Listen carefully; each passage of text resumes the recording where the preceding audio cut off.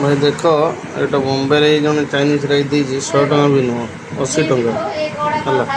80 टकर खाया कौड़ी दे चटनी भी दे आम ओडार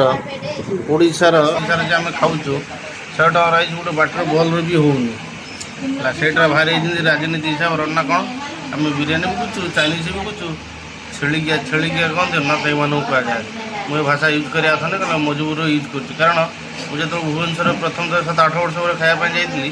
मैं गोटे जी आशा करे टीवी व्यवहार कले कि राइस गुड़ा पची नरम होता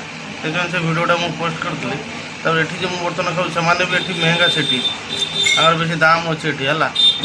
तुम मैंने गाँव रही बाप पकड़ माँ पकड़ हाथ डाल डाली तुम हाथ लगे लाड़ से भाषाटा मुझे यूज करा तुम छेड़िया किसी ओडार जेकोसी अच्छा ना बनाऊ सब छेड़िया गुड़ा बुझ ना